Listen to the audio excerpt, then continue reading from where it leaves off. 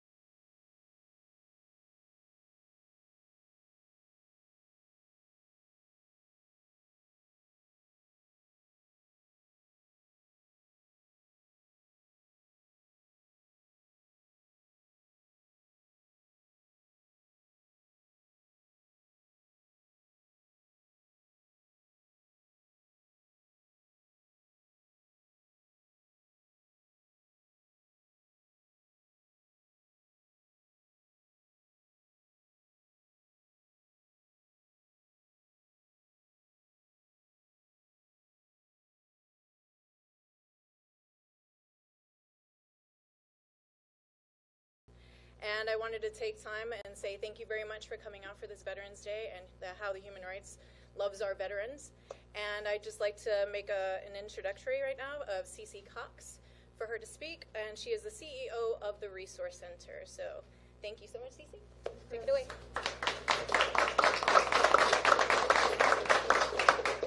Thank you. We're pleased to have everyone here today and celebrate our veterans and our country and our constitutional rights. And it's my pleasure to introduce Chad Griffin, the president of HRC Resource Center. As the heart of the North Texas LGBTQ community, is always pleased for opportunities to partner locally and nationally with HRC. So we're glad to welcome you and have you here, Chad. Thank you. Thank you so much. Thank you. And I just want to acknowledge Cece and her leadership. It's always exciting as I travel the country to get to visit resource centers. You are on the front lines of these battles, and more than perhaps anyone, you see the consequences of discrimination, bigotry, and rejection. So we're grateful and happy to be here in this new, beautiful facility. Thank you.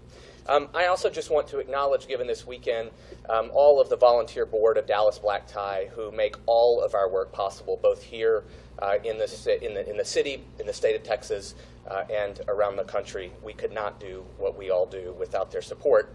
I also just want to take a brief moment and acknowledge Staff Sergeant Jamie Elizabeth Hash, Nicole Lynn Perry, and Mary Hart for your service to this country and for joining us today.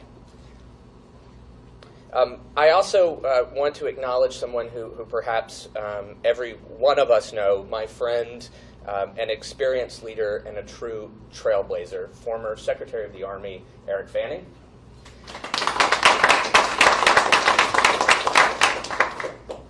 and of course, our colleagues at Lambda Legal and Outserve SLDN. This Veterans Day, Americans in big cities and small towns, in red states and blue states alike, will celebrate those who serve and have served our country so bravely.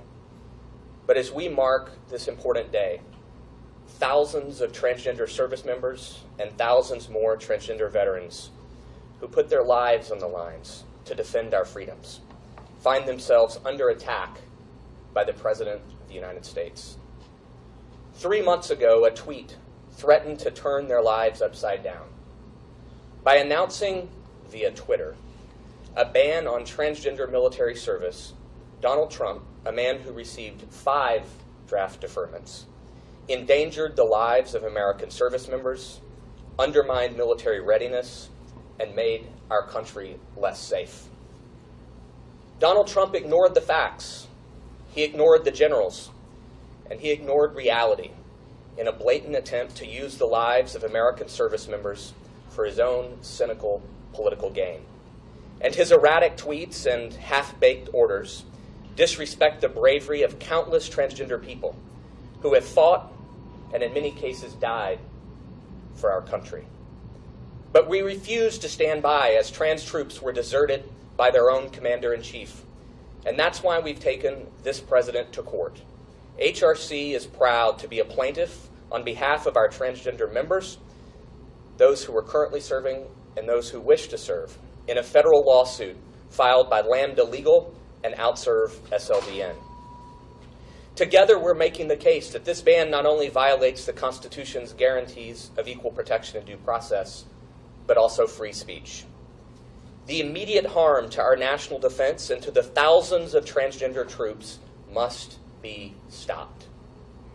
And as this case makes its way through the courts, along with other cases filed by our incredible national partners at NCLR, GLAAD, and the ACLU, this Veterans Day, we have a message to every transgender person who is serving, who has served, and who wishes to serve. We've got your backs. Thank you all very much for being here, and I'll turn it back over to Chris.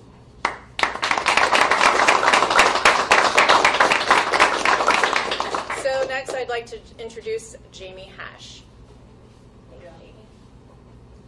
First, I just want to say thank you to HRC for having me. I want to say thank you to HRC, Lambda Legal, and Outserve for supporting veterans, supporting those of us who are currently serving, and for supporting those who want to raise their right hand and serve in the military in the future.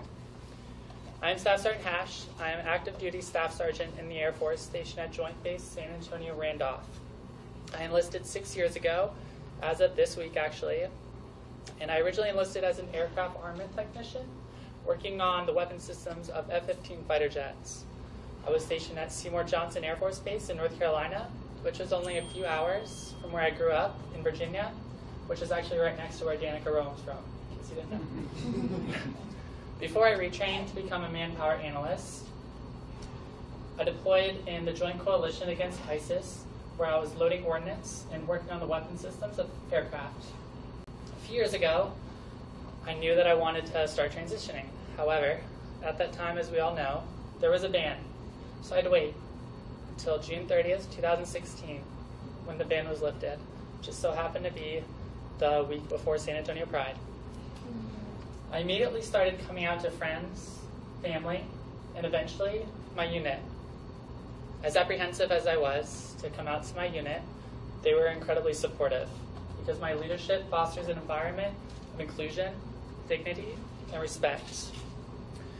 Coming out has enabled me to be a better version of myself and to give back to the community was something that I'm passionate about. On an ongoing basis, I volunteer at Thrive, which is a local San Antonio shelter for LGBTQ youth. I volunteer for HRC events. I volunteer for any local community outreach that I'm able to attend.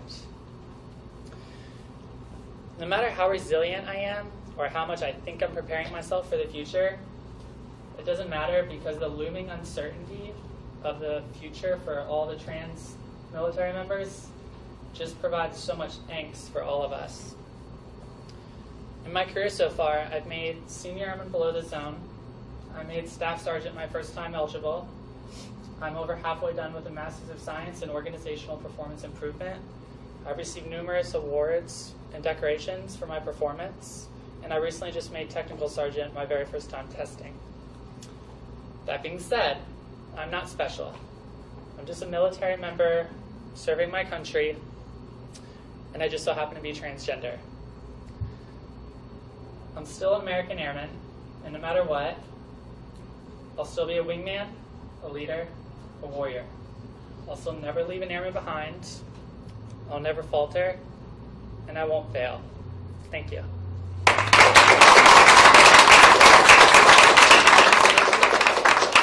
you so much, Jamie, for sharing your story. The next person I would like to bring up is Mary Hart. Thank you.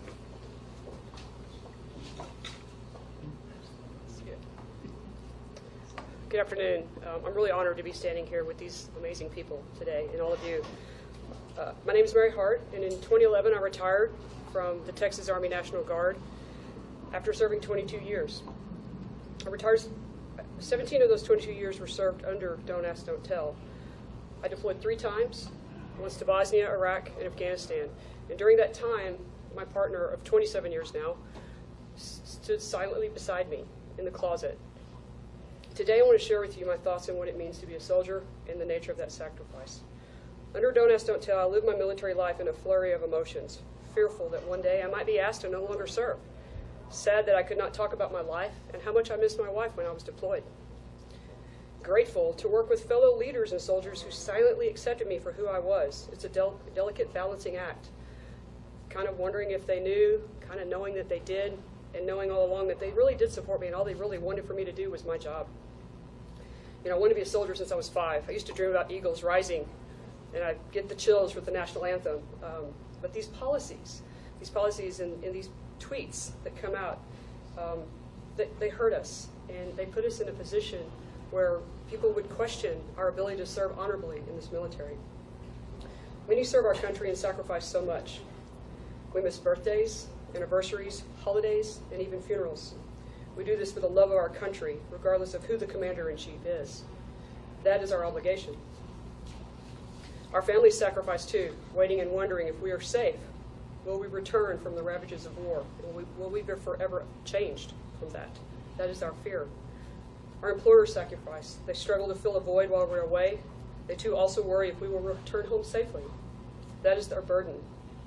As a soldier, every day we wake up and we put on a uniform. It's the same for every one of us. And in that moment, we all become one.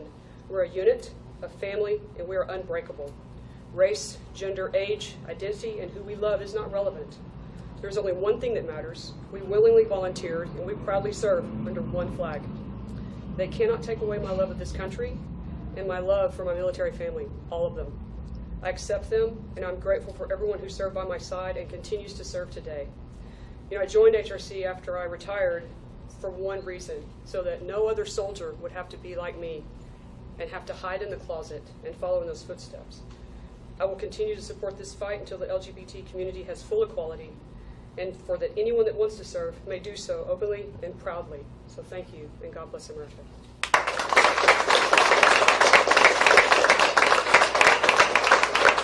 you so much, Mary, for sharing your story as well. The next presenter I would like is Nicole Lynn Perry.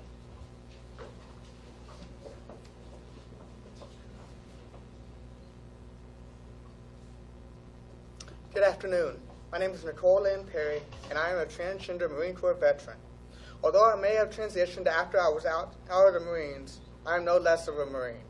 In fact, it was the courage of knowing that I served honorably as a Marine that also gave me the courage to transition and go forward with this. I remember last year when President Obama mentioned that he allowed my fellow trans siblings to serve authentically and openly. This year, unfortunately, it has not been as exciting, beginning with President Trump's tweets. As a community, we work together, whether we're lesbian, gay, bi, trans, straight, cis.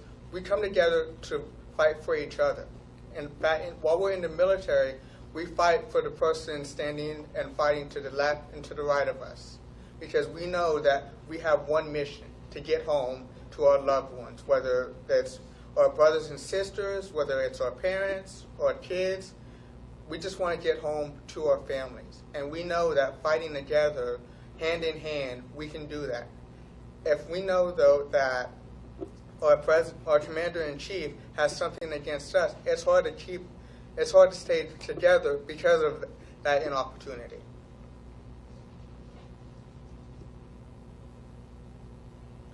To those allies that do stand with us, I do want to say thank you, because without them, we wouldn't always be where we are. And to the trans military community, we would get through this and we'll come out even stronger. My last words, I'd like to say simplify, one of the Marine Corps mottos. To those of you who do not know what that stands for, it means always faithful. And that's to our families, our friends, our co-workers, everyone who stands with us. Thank you.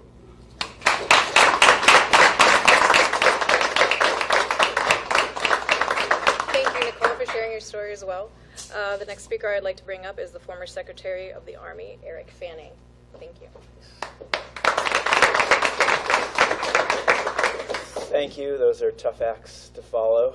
I'm pleased to be here in Dallas on Veterans Day. So first, thank you to everyone who is serving or has served in defense of our nation. Before I was Secretary of the Army, I was Chief of Staff to Secretary of Defense Ash Carter and was with him on his very first trip almost 3 years ago today in Afghanistan, in Kandahar, Afghanistan, when a Navy doctor got up and asked him a question about transgender service. And Secretary Carter had not been prepped for that answer. I thought gave a great answer. He said, you know, anybody who can meet the requirements should be able to serve. We get back to the Pentagon, and he says, I want you to look into this. And we did.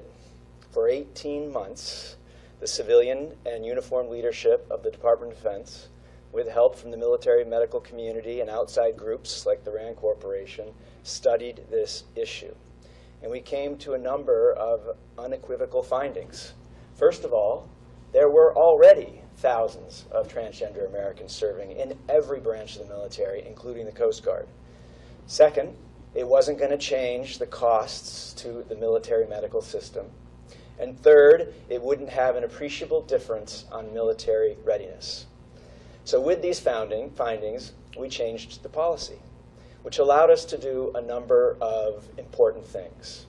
It allowed us to, first of all, recognize what was already the case, and that is transgender Americans serving in uniform across the force.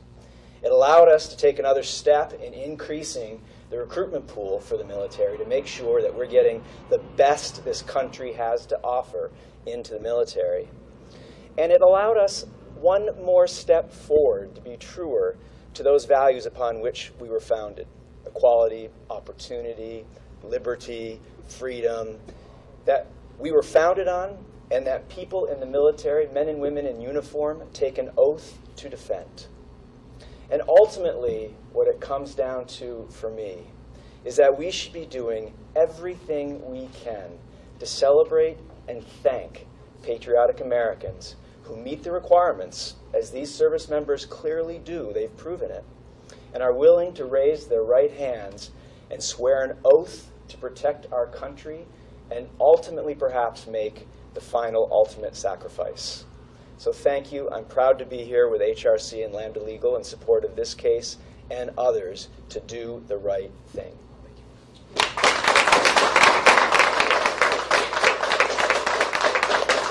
Thank you so much, Mr. Fanning. The next speaker I'd like to bring up is Paul Castillo. He's with Lambda Legal.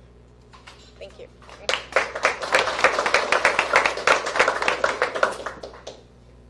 Good afternoon. My name is Paul Castillo, Senior Staff Attorney with Lambda Legal. I want to echo Chad's gracious thanks to CC Cox and the Resource Center for opening your doors and having us here today. On the morning of July 26, 2017, President Trump on Twitter directed that the military ban transgender individuals from serving in the military in any capacity. Through a series of tweets, President Trump compromised the livelihood, well-being, and the lives of service members who were transgender. He also contravened the Department of Defense's own determination in 2016 that there is no reason to exclude transgender individuals from openly serving in the military. In August, the president turned that tweet into policy, and Lambda Legal, along with OutServe SLDN, filed Karnofsky versus Trump, a lawsuit in the Federal District Court in Washington State. We represent transgender clients who are honorably serving our country, those who wish to serve, the Human Rights Campaign, the American Military Partner Association, and Gender Justice League. Notably, the ban was halted last week when a judge in the District of Columbia determined that all of the reasons proffered by the president for excluding transgender individuals in the military were not merely unsupported, but were actually contradicted by the studies, conclusions, and judgment of the military itself. That court further commented that the government's reasons appear to be unsupported, overbroad generalizations about the talents and capacities of transgender people, and that plaintiffs were likely to succeed, that the ban is unconstitutional. We seek comparable relief in our lawsuit to have Trump's dangerous directives fully put on hold. Our attorneys in the Karnofsky lawsuit are scheduled to go before the court in Washington State on November 21st, 2017, to ensure that transgender service members and those who wish to serve are protected from sweeping discrimination. Having multiple court rulings will ensure that if one of the court decisions are challenged, are put on hold, or are overturned, protections can be enforced in other federal courts. Unfortunately, this administration is more interested in pursuing its discriminatory and counterproductive policies to score political points than what's best for our country. Let me be clear. The ban threatens the careers, the health, and the dignity of transgender individuals who have devoted their lives to serve this country. Our brave clients are taking on great risk to stand up for this injustice. Ryan Karnofsky, Staff Sergeant Catherine Schmidt, Petty Officer First Class Terrence Lewis, Chief Warrant Officer Lindsay Mueller, Petty Officer Second Class Philip Stevens, Petty Officer Second Class Megan Winters, Connor Callahan, and Texas native Drew Lane, along with a 9th individual currently serving in the military who remains anonymous. The Human Rights Campaign, Gender Justice League, the American Military Partner Association. These individuals and organizations are standing up for justice. They do so not just for other trans service members or the transgender community at large, but also for anyone in the path of discrimination. We are confident that the courts will ultimately rule against the ban. But in the meantime, transgender service members and those wanting to serve our country are facing uncertainty and harm for nothing more than serving their country. On this Veterans Day, we salute all who served this great country, all who currently serve to protect the U.S. Constitution, which wholly guarantees equal protection of the law, including equal treatment of transgender Americans. Thank you.